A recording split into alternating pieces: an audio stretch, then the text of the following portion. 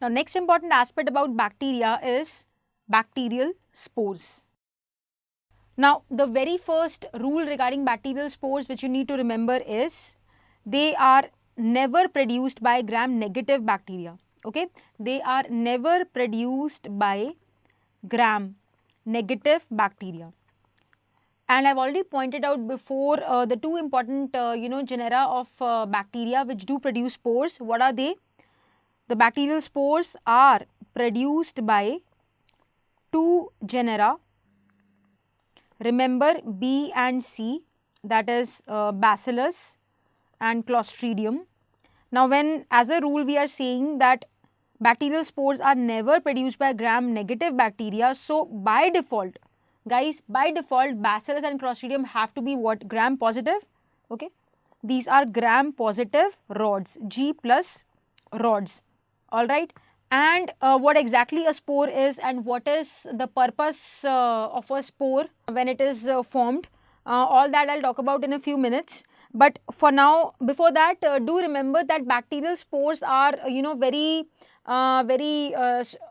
resistant kind of structures which have got a very long life, so they can survive for years and years altogether. So just a little memorizing tip for you to remember the names. Spores, the bacterial spores survive since BC, before Christ. So again remember, B for Bacillus, C for Clostridium. All right. And the spores are also encountered in fungi, where spores participate in fungal reproduction or multiplication, whereas that's not the case with bacteria. Remember, how do bacteria replicate or multiply? They do so by binary fission. So remember, they are not meant for, the bacterial spores are not meant for replication, unlike the fungal spores. And they were first discovered, the bacterial spores were first discovered by Sir Robert Koch in a bacterium Bacillus anthracis. Bacillus anthracis. Previously, I have spoken some facts about Bacillus anthracis, that it's the largest bacterium. It is so big in size, it has got a big ego, so it is non-motile. And remember, this organism being the biggest bacterium, it also was the very first bacterium seen under the microscope, and the spores were also discovered in the same bacterium. So a lot of firsts are associated with this bacterium, whose details I'm going to talk about in the clinical bacteriology module. So Sir Robert Koch appreciated spores in the biggest bacterium, okay, that is Bacillus anthracis, and Sir Robert Koch is regarded as the father of bacteriology. The father of bacteriology. What does a spore mean? What is it actually? Now, if you see this bacterium, it's a happy-go-lucky bacterium. Okay, we call it the vegetative bacterium because it is that everything is going on fine in the life of this bacterium.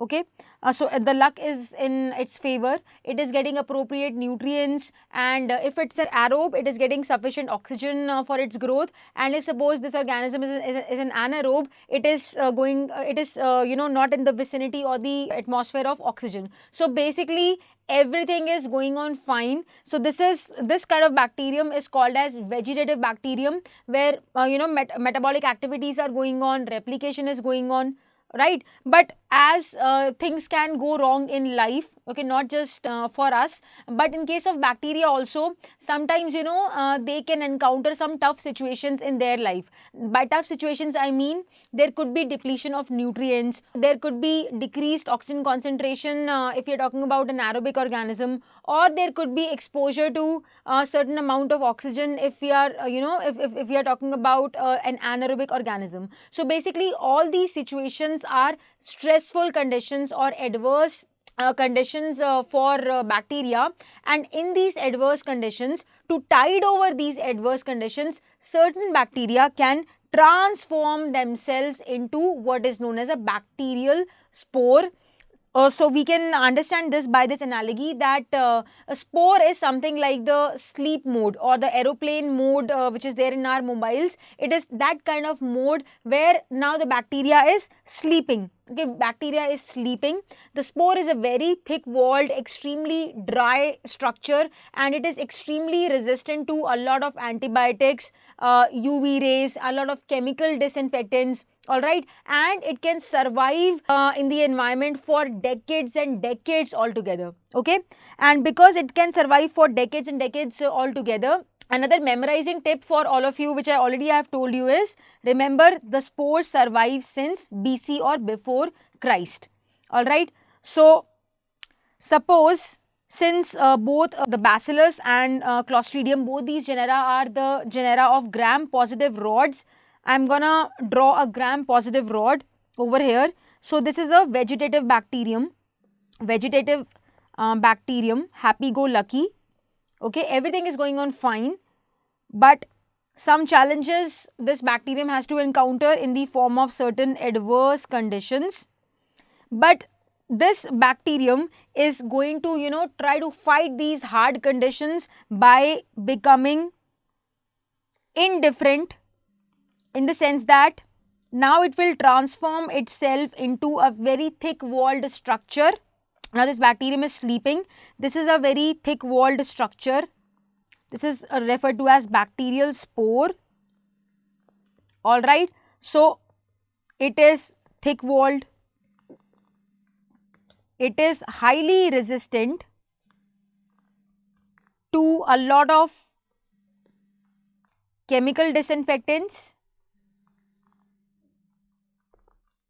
UV rays, and many antibiotics, and it is extremely dry.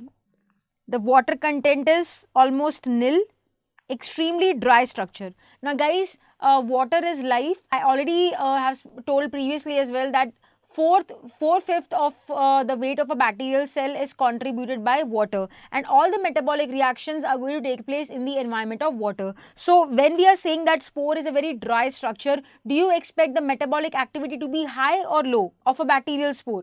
Obviously it is gonna be low. So there is very less metabolic activity by virtue of the dry nature of the spores. Very less metabolic activity. Alright.